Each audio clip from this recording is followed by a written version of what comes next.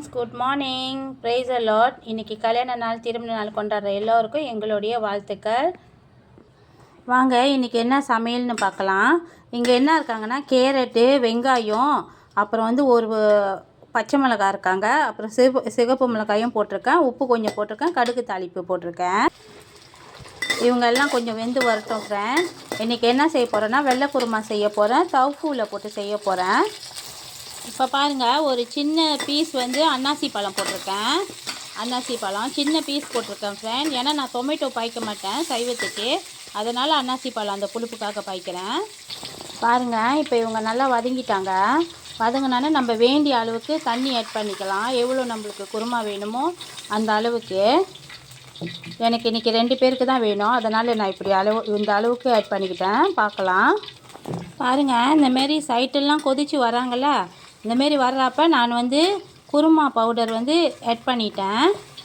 Add பண்ணி கொஞ்சம் கிளறி விட்டுக்கலாம்.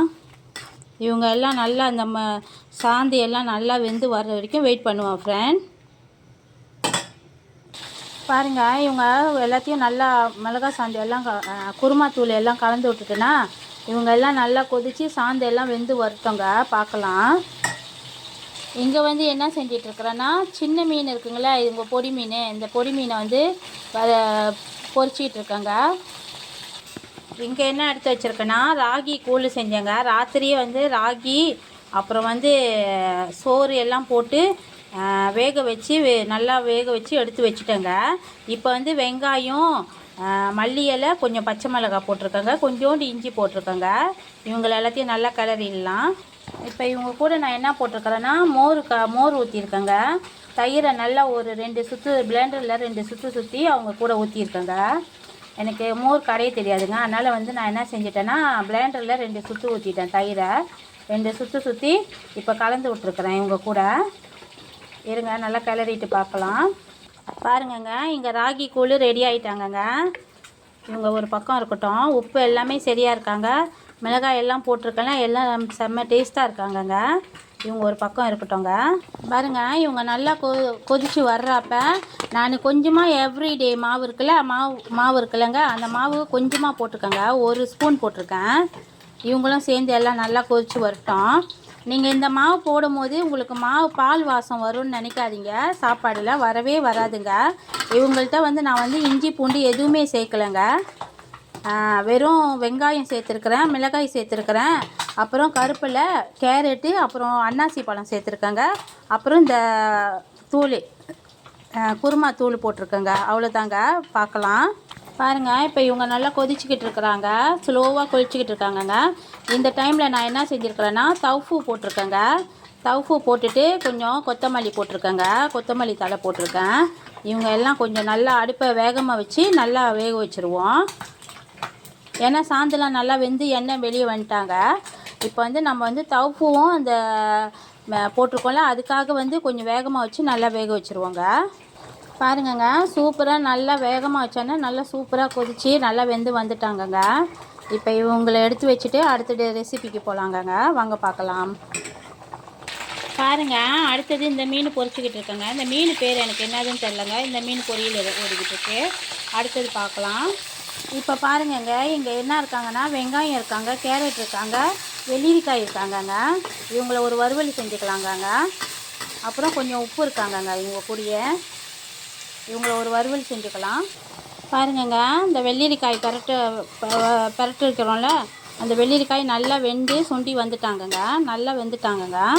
நல்லா வெந்து தண்ணியும் சுண்டி வந்துட்டாங்க. ஒரு பச்சை மிளகாய், ஒரு சிகப்பு மிளகாய், அப்புறம் கொஞ்சமாக கருப்பில் போட்டேங்க. இப்போ இறக்கிடலாங்க. அடுத்த ரெசிபிக்கு போகலாம். பாருங்கங்க, இந்த வெள்ளரிக்காய் சமைச்சோம்ல, நான் அதே சட்டியில் கொஞ்சம் சோம்பேறி பட்டுக்கிட்டு அதே சட்டியில் கடுகு தாளிப்பு கொஞ்சம் கருப்பில் போட்டு உப்பு போட்டு வேக வைக்கிறேங்க. இப்போ இங்கே என்ன செய்கிறேன்னா, வெங்காயம் ஒரு 6 சின்ன வெங்காயங்க, 6 சின்ன வெங்காயம், அப்புறம் ஒரு சின்ன சைஸில் 1 இன்ச்சு சைஸில் இஞ்சி, அப்புறம் ஒரு 7 பல் பூண்டு போட்டிருக்கேங்க, அப்புறம் ஒரு 3 பச்சை மிளகாய் போட்டிருக்கேங்க. இதெல்லாம் போட்டு அரைச்சி இவங்களை இப்போ வதக்கிக்கிட்டு இருக்கேங்க. இப்போ கொஞ்சமாக கருப்பில் போட்டிருக்கேங்க. கருப்பில் போட்டும் வதக்கிக்கிறேங்க. இவங்க என்ன செய்ய போகிறேன்னா, இறால் கருவாடு இருக்குல்ல, இறால் கருவாடு, அவங்கள தொக்கு செய்கிறேங்க. இறால் கருவாடு தொக்கு செஞ்சிட்ருக்கேங்க. பாருங்கள், இறால் கருவாடு வந்து நல்லா வந்து சுடுதண்ணியில் போட்டு அலசிட்டு தண்ணியில் வச்சு ஊற வச்சுருக்கேங்க. இவங்க இறால் கருவாடு நம்ம வந்து என்ன சொல்லுவோன்னா, இவங்க பேர் வந்து காஞ்ச ஊடாங்க. இவங்க காஞ்ச ஊடான்னு சொல்லுவோம். இவங்கள நல்லா ஊற வச்சுருக்கேங்க. இவங்களும் நல்லா வதங்கி வரட்டுங்க. பாருங்கங்க, கொஞ்சம் மஞ்சள் தூள், கொஞ்சம் வந்து திருச்சி மசாலா போட்டிருக்கேங்க. இந்த மசாலா போட்டு செஞ்சு பாருங்கள், ரொம்ப நல்லா இருக்குங்க. இவங்கள நான் ப்ரோமோ பண்ணலை, ஆனால் சொல்கிறேங்க, இந்த மசாலா ரொம்ப டேஸ்ட்டாக இருப்பாங்க. இவங்கள போட்டு கொஞ்சம் வறுத்துக்கலாங்க. இப்போ நம்ம ஊற வச்சுருந்தோம்லங்க, அந்த இறாலையும் இவங்க கூட சேர்த்துட்டோம். இந்த மிளகாய் சாந்து கூட சேர்த்துட்டு ஒரு கரண்டியில் இந்த கரண்டியில் தண்ணி ஊற்றிருக்கேங்க. இந்த கரண்டி அளவில் கொஞ்சமாக தண்ணி ஊற்றிருக்கேன், வேறு ஊற்றலை. இந்த தொக்கு நல்லா இருக்குங்க, செஞ்சு சாப்பிட்டு பாருங்கள். இறால் தொக்கு கொஞ்சம் நல்லா கிளறினானே இவங்க வந்து கொஞ்சம் கெட்டியாக ஆகுனானே நான் என்ன செஞ்சேன்னா, கொஞ்சமாக யோகர்ட் ஊற்றிருக்கேங்க, தயிர் ஊற்றிருக்கேங்க. கொஞ்சமாக தயிர் ஊற்றி இவங்கள கொஞ்சம் இன்னும் கொஞ்சம் திக்கா எண்ணெய் வர்ற மாரி சுக்கா மாரி செஞ்சு எடுத்துக்கலாங்க. இந்த மிளகாய் தூள் நீங்கள் பாய்ச்சிங்கனாங்க, இப்போ நான் மீன் கறி ஆக்குன்னா மீன் கறி வாசம் வந்துடும். இப்போ வந்து காஞ்ச இறால் தொக்கு செய்கிறல, அப்போ இந்த வாசனை வந்துடுவாங்க. அவங்க வேக கட்டி அந்த வாசனை நம்மளுக்கு வந்துடுவாங்க. ரொம்ப டேஸ்ட்டாக இருப்பாங்கங்க. பாருங்கங்க, நல்லா இவங்க சுண்டி வந்துட்டாங்கங்க. இந்த டைமில் நான் கருப்பில் கொஞ்சம் நல்லா தாராளமாக மல்லி இலையும் கொஞ்சம் போட்டுக்கிட்டேங்க. வீட்டில் எல்லாருக்கும் மல்லி இலைனா ரொம்ப பிடிக்குங்க, மல்லி தலைனா. அதனால் நான் கொஞ்சம் தாராளமாக போட்டுக்கிட்டேன். இங்கே கருப்பில் இலையும் கொஞ்சம் போட்டு மல்லி இலை போட்டு நல்லா கிளறி விட்டுட்டேங்க. முடிஞ்சுங்க. இறால் தொக்குங்க, காஞ்ச இறால் தொக்கு அவ்வளோ டேஸ்ட்டாக இருப்பாங்கங்க. வாங்க ஃப்ரெண்ட்ஸ், இன்றைக்கி நம்ம வீட்டு சமையல் என்ன சமையல்னு பார்க்கலாம். இவங்க ராகி கூழுங்க, ராகி கூழ். இவங்க இந்த 2 சின்ன மீனையும் இந்த மீனையும் நான் வந்து பொரிச்சு வச்சுருக்கேங்க. இங்கே வந்து சூப்பராக இறால் தொக்கு செஞ்சுருக்கேங்க.